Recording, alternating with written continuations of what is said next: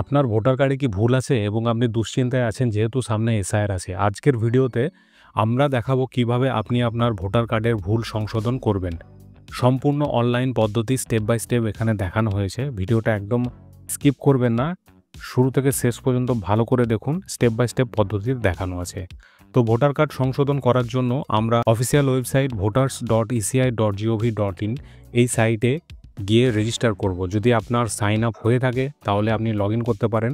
আমাদের যেহেতু sign up হয়ে আছে এর জন্য আমরা লগ ইন করব। লগ ইন করার জন্য আমরা যে মোবাইল নাম্বার দিয়ে রেজিস্টার করেছিলাম সেই মোবাইল নাম্বারটা টাইপ করব, ক্যাপচা কোড দেবো এবং লগ ইন করবো। তার সাথে সাথে আপনার মোবাইল নাম্বারে একটা ওটিপি হবে, সেই ওটিপিটা টাইপ করে ভেরিফাই অ্যান্ড লগ ইন এই অপশানে ক্লিক করবে। লগ ইন করার পর ড্যাশবোর্ডটি ঠিক এরকম দেখাবে। এখানে আপনি বিভিন্ন অপশান পাবেন। তো এখানে দেখুন এপিক ডাউনলোড বলে একটা অপশান আছে, আপনি এটাতে বা যে কোনো অপশানে ক্লিক করলে আপনাকে এই অপশানে দিয়ে দেওয়া হবে। তো আমরা তার পাশে দেখুন আপনার অপশান আছে ভোটার্স অ্যাপ্লিকেশন স্ট্যাটাস। প্রথমেই আছে দেখুন ভোটার্স রেজিস্ট্রেশন ফর্ম, তার নিচে ট্র্যাক অ্যাপ্লিকেশন স্ট্যাটাস। প্রথমে আমরা ভোটার রেজিস্ট্রেশন ফর্ম যে অপশানটি আছে সেটাতে ক্লিক করব। ক্লিক করার পর আমরা যে ফর্মটা সিলেক্ট করব সেটা হলো ফর্ম 8। ফর্ম 8 তে আপনি কী করতে পারবেন না, আপনি শিফটিং করতে পারবেন, কারেকশন করতে পারবেন, অথবা আপনার পুরনো এপিক অর্থাৎ ভোটার কার্ড রিপ্লেসমেন্ট করতে পারবেন। তো ফর্ম 8 সিলেক্ট করলেই আমাদের কাছে অপশান চলে আসবে সেলফ এবং আদার ইলেক্টর। আপনি যদি আপনার নিজের ভোটার কার্ড দিয়ে এটা রেজিস্টার করে থাকেন তাহলে আপনি সেলফ করলে আপনার ভোটার কার্ডটা চলে আসবে, অথবা অন্য কাউরির যদি অ্যাড করা থাকে বাবা বা মায়ের, তাই সেক্ষেত্রে আপনাকে আদার সিলেক্ট করতে হবে। তো এখানে দেখুন সেলফ সিলেক্ট করলে এখানে অন্যজনের ভোটার কার্ড দিচ্ছে, আমরা যার কারেকশন করব তার নামটা কিন্তু এখানে দেখাচ্ছে না। তো এর জন্য কি করব আমরা, দেখুন একদম উপরে ডান দিকে ইউনিফাইড বলে একটা অপশান দেখাচ্ছে আপনার প্রোফাইলের জন্য, সেখানে ক্লিক করব। ক্লিক করার পর প্রোফাইলে ক্লিক করব। প্রোফাইলে ক্লিক করার পর এখানে দেখুন সেলফে একটা আলাদা ভোটার কার্ড নাম্বার দেওয়া আছে ফ্যামিলিরই, কিন্তু অন্যজনের, সেটা আমি কারেকশন করতে চাইছি না।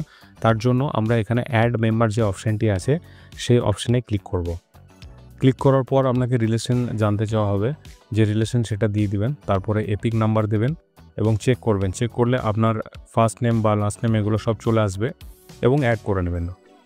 আরও যদি অ্যাড করতে চান তো অ্যাড করতে পারেন আপনি।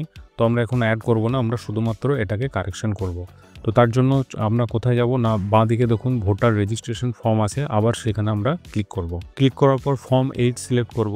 সিলেক্ট করার পর আদার ইলেক্টর সিলেক্ট করব এবং এপিক নাম্বার দিয়ে সাবমিট করব। সাবমিট করার সাথে সাথে আপনার ভোটার কার্ডের ডিটেলস দিয়ে দেওয়া হবে, সেটা কনফার্ম করে সিলেক্ট করব। সিলেক্ট করার পর নিচে দেখুন আপনি কী জন্য করতে চাইছেন, শিফটিং অফ রেসিডেন্স বা যেটা করতে চাইছেন সেটা আপনি সিলেক্ট করবেন। আমরা যেহেতু কারেকশন করতে চাইছি, কারেকশন সিলেক্ট করে সাবমিট করব। সাবমিট করার সাথে সাথে আপনার রাজ্য, জেলা এবং আপনি কোন কনস্টিটিউয়েন্সির আন্ডারে আছেন সেটা শো করবে, সেটা কনফার্ম করে নেক্সট করব। নেক্সট করার পর বি নম্বর অপশানে থাকবে ডিটেলস দেওয়ার জন্য।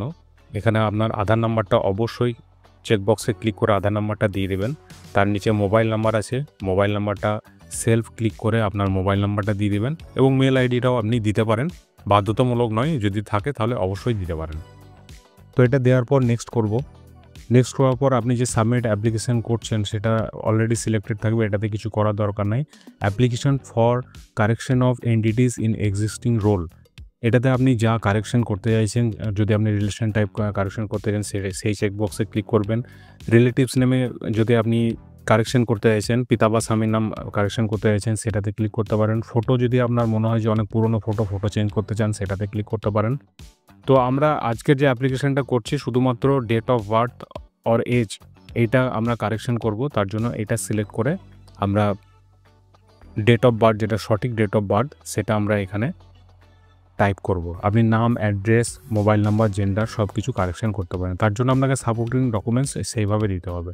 এখানে আপনার সাপোর্টিং ডকুমেন্টস হিসাবে আমরা আধার আপলোড করব, তাই আধার সিলেক্ট করে নিলাম এবং আধার কার্ডটি আপনি আগে থেকে স্ক্যান করে রাখতে পারেন। তো আমাদের অলরেডি স্ক্যান করা আছে, তো সেটা আমরা ফাইল যে অপশানটা আছে এটাতে ক্লিক করে আমরা সেটা আপলোড করব। আপলোড করার পর নেক্সট করব। নেক্সটের পর আপনার একটা ডিক্লারেশন আছে, ডিক্লারেশনের ডেট অলরেডি সিলেক্টেড আছে, প্লেসের জায়গায় আপনি আপনার প্লেসটা দিয়ে নেক্সট করবেন। নেক্সট করলে ক্যাপচা কোড দেওয়ার জন্য বলা হবে, ক্যাপচা কোড টাইপ করবেন এবং ক্যাপচা কোড টাইপ করার পর প্রিভিউ অ্যান্ড সাবমিট এই বাটনে ক্লিক করবেন।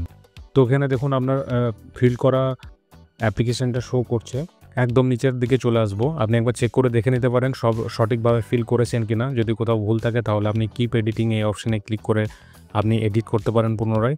এবং ফর্মটি ডাউনলোড করার জন্য আগে থেকে আপনি ডাউনলোড করে রাখতে পারেন, অথবা আপনি পরেও এটা ডাউনলোড করতে পারবেন। তো তার পাশে দেখুন ই সাইন অ্যান্ড সাবমিট এই অপশানটা আছে। এখানে আপনার আধার KYCর মাধ্যমে আমরা এই ফর্মটা সাবমিট করব। তো এক্ষেত্রে আপনাকে অবশ্যই আধারের মোবাইল নাম্বার লিঙ্ক থাকতে হবে। তো ই সাইন অ্যান্ড সাবমিট এই অপশানটিতে ক্লিক করব আমি। ক্লিক করার পর একটা আপনাকে are you sure you want to submit this form, yes এই অপশানটি ক্লিক করব। ইয়েস করার সাথে সাথে একটু প্রসেসিং হবে এবং আপনাকে KYC করার জন্য রিডাইরেক্ট করা হবে। তো এখানে আপনাকে আধার নাম্বার টাইপ করতে বলা হবে, আধার নাম্বার টাইপ করব। আধার OTP এই অপশানটি এই চেকবক্সে ক্লিক করে রাখবো এবং গেট OTPতে ক্লিক করব। গেট OTPতে ক্লিক করলে আপনার মোবাইল নাম্বারে একটা OTP আসবে, সে OTPটা এখানে টাইপ করব। নিচে আই হিয়ার বাই যে ডিক্লারেশন আছে আধার কনসেন্ট ফর্ম, সেটা চেকবক্সে ক্লিক করব। চেকবক্স ক্লিক করার পর সাবমিট করব। সাবমিট করলে আপনার অ্যাপ্লিকেশন সাবমিট হয়ে যাবে।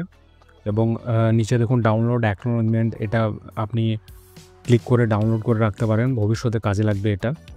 এবং ওকে করে এক্সিট হয়ে যাব। এরপর আপনি আপনার এই অ্যাপ্লিকেশনটা প্রিন্ট আউট করে BLOর সাথে যোগাযোগ করবেন এবং তিনি আপনাকে পরবর্তী প্রসেস বলে দেবেন। এক্ষেত্রে অনেক সময় আপনাকে কিছু কারেকশনের ক্ষেত্রে ভেরিফিকেশনের প্রয়োজন হয়, সেক্ষেত্রে আপনাকে ইন পার্সন হিসাবেও আপনাকে ব্লকে যেতে হতে পারে। তো নেক্সট ভিডিওটা অবশ্যই দেখবেন, সেক্ষেত্রে আপনি জানতে পারবেন অ্যাপ্লিকেশন নাম্বার কিভাবে চেক করা হয় এবং কিভাবে আপনি আপনার এপিক কার্ড ডাউনলোড করবেন। তো এরকম সরকারি তথ্য পাওয়ার জন্য আমাদের চ্যানেলটা সাবস্ক্রাইব করে রাখতে পারেন। দেখা হবে পরের ভিডিওতে। ধন্যবাদ।